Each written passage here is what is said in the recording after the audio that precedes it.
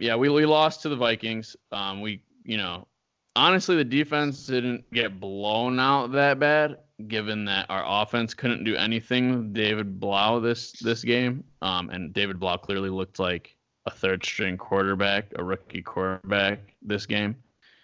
So it wasn't a surprising thing that we lost at all, especially because we got destroyed earlier in the season with Matthew Stafford in. So, yeah. So before we get started, why don't you click subscribe? Why don't you click the like button? And why don't you leave a comment and let us know that you are a real Detroit Lions fan just like us.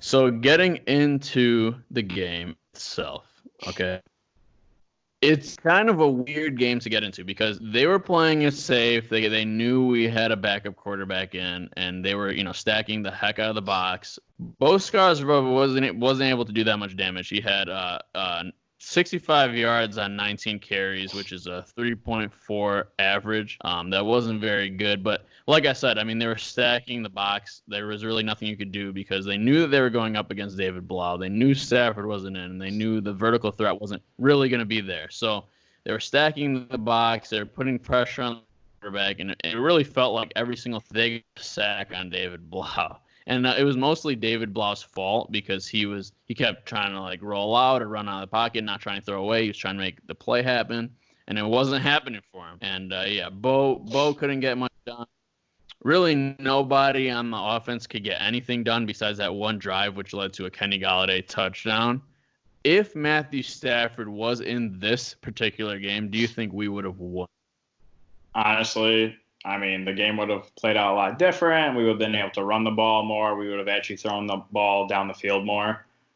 I think it would have turned out a lot like it did the first time we versed them, though, because they would have been more aggressive. They would have threw the ball down the field. It wouldn't have been a 21-7 game. It probably would have been like a 35-28 type game, but I don't think it would have came through because our defense still let up some plays that shouldn't have, and offensively, there was a lot more pressure. So I don't know. I don't think we would have came through with it just because, the morale is not there and just that point in the season, man. Yeah, no, I agree with you. The one thing that you can argue is that we didn't have Bo Scarborough turning it on in the beginning of the season. We didn't really have a run game at all. In that aspect, you can make the argument that, with Stafford, you never know what could have happened. Obviously, he wouldn't have made some of the bad decisions that Blau made. But all in all, I agree with you. I think that we probably still would have lost because, Minnesota would have came out really swinging. And this game, they came out really relaxed. They knew they were going to win this. Kind of like a week off for them. Yeah. So, yeah. So, what big takeaways do you take from this game, if any? Is this just another loss on the calendar, going towards a top 5 pick in the draft?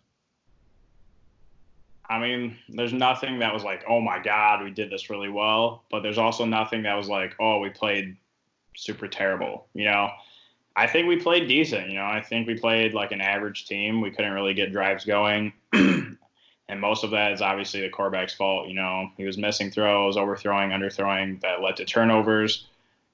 He took a huge sack, knocked us out of field goal range. All this stuff adds up. So from a quarterback perspective, I mean, it was a terrible performance.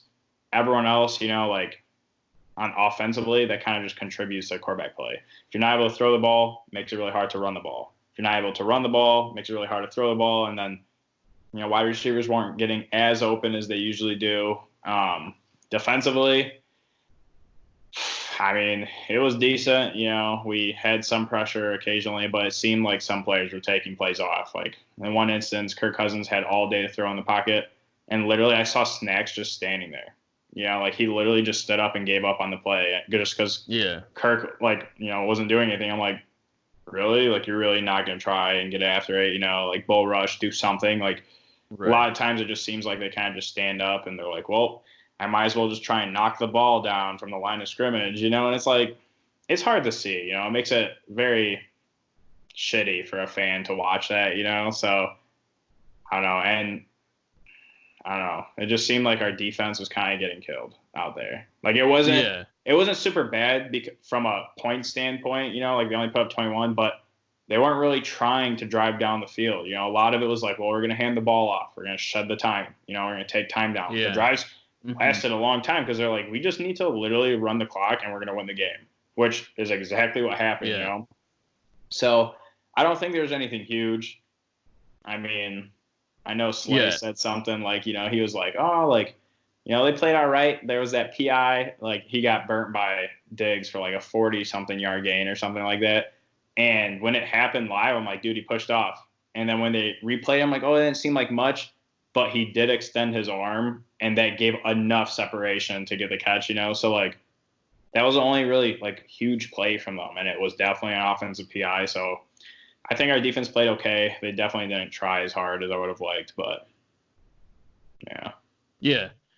No, I agree with you, and that leads us kind of into our next topic. You know, with players taking plays off, it really doesn't seem like they care or that they're trying to fight to win, you know. So that kind of leads into the next topic, which is Glover Quin's comments. So he recently had an interview. I don't have the source. I apologize. But pretty much he doesn't envision the Lions coming back out of this and playing hard for Patricia this season because of the position they're at. They're already at 8 losses. They're not making the playoffs. What are you like rolling in to fight for? Like he said it, like it's cold outside. It's, you know, nobody wants to be there at that point. It, like, nobody wants to be fighting on a team that's not going to make it anywhere. It just seems like that seems true. You know, watching the games, it seems like that's the case. So I guess, what do you take from Glover Quin's comments, and does it concern you that the players might be giving up on Patricia and not fighting for Patricia? Dude, right away, huge concern, you know, because it's like it goes hand in hand. You know, if they're not believing in the system, then they're not trying, which in turn makes it hard for him to execute what he's trying to do because they're not trying, you know? So it's a lose-lose, you know, players aren't trying and Patricia can't do what he wants to do because nobody's trying, you know? So, like, you see a team like the Dolphins. Dude, the Dolphins played their heart out this weekend. They literally made 7 field goals this weekend. They didn't have any touchdowns, and they lost on a last-second field goal. You know, like, the Dolphins aren't going anywhere, but they're trying. You look at a team like the Redskins. The Redskins are trying, you know? So I don't get, like, yeah, we're knocked out of playoffs just like all these other teams I just mentioned, but those teams are trying. So it's like, why are we not, you know? So it's very concerning, and that, you know, begs the question of, like, well, how much truth is there to Quinn's statements? And it kind of seems like there's a lot, because if you think about it, all these other teams are busting their asses. They're still going out. They're still playing hard.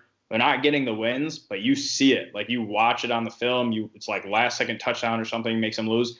Us, it's like, yeah, we might have a couple good drives or a couple big plays, but overall, like, you can tell nobody, like, not nobody, as a team, there is a huge lack of effort, you know, and that could be contributed to people not believing in Patricia. We were supposed to improve from last year. Yeah, there's growing pains, just like every head coach says, and like he's been saying, but you should not go from a 6-10 season to where you're at now with the amount of added talent that we have compared to last year.